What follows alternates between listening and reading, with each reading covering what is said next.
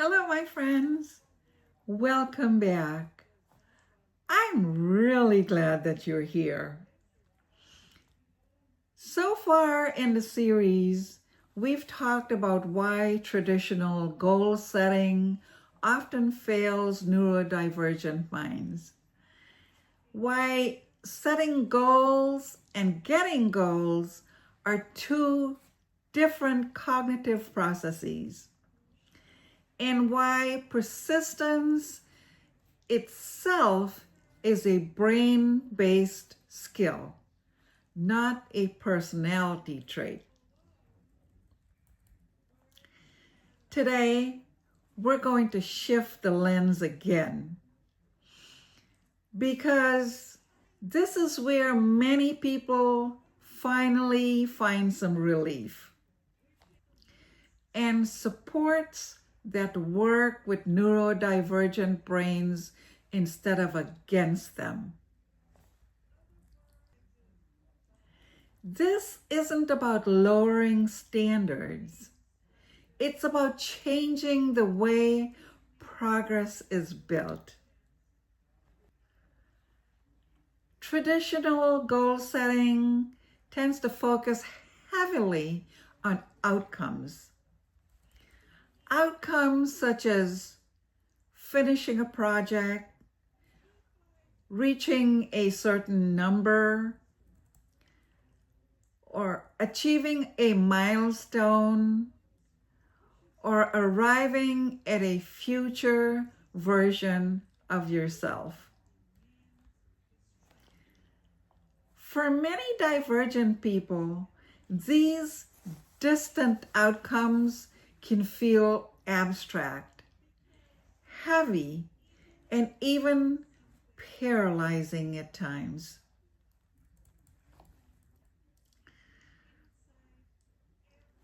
Outcomes live in the future, but effort happens in the present, in the now.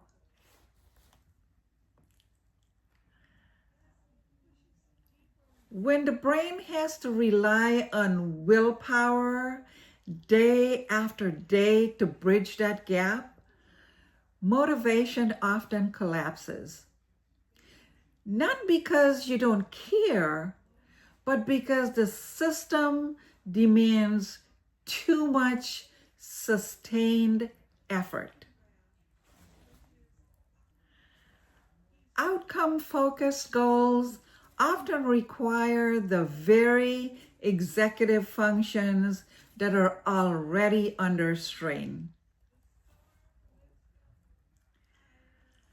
A system is not a rigid routine or strict schedule. Let me clarify. A system is a repeatable structure that reduces decision-making and supports action, especially on low energy days.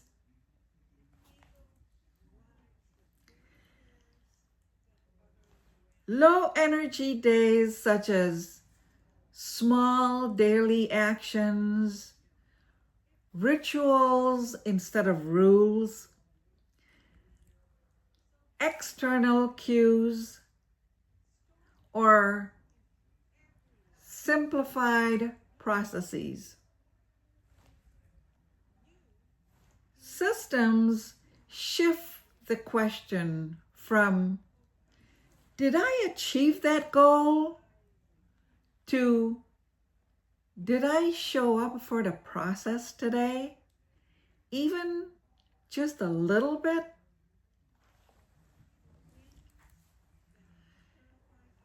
And that shift matters because systems live in the present moment. Neurodivergent brains often struggle less with desire and more with consistency under pressure.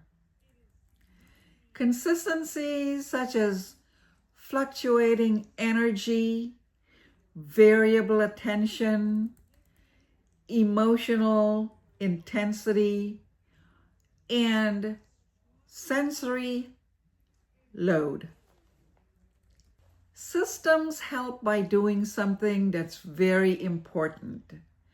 They lower the activation energy that's required to begin. Let me explain.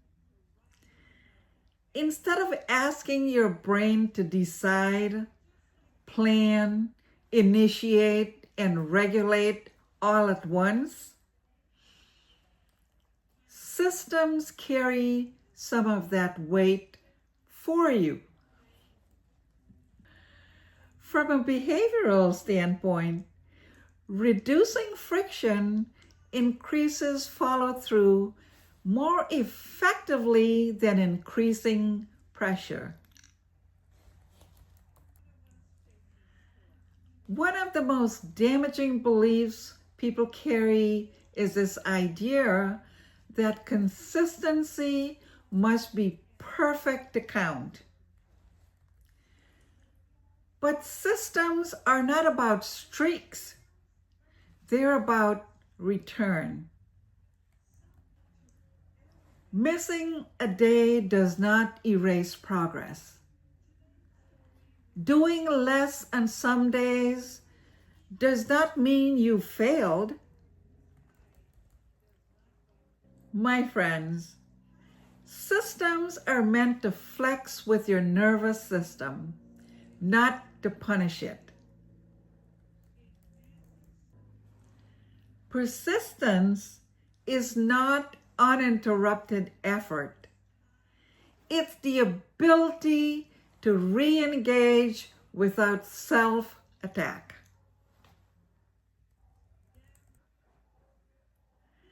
Once we shift from outcomes to systems, a new question emerges. Instead of asking, why can't I stick to this? We begin asking, what kind of system would make this easier? What support does my brain need? Or how small can this be to still count? In the next phase, we'll talk about how values, not outcomes, can guide goal setting and how anchoring goals in meaning can stabilize motivation over time.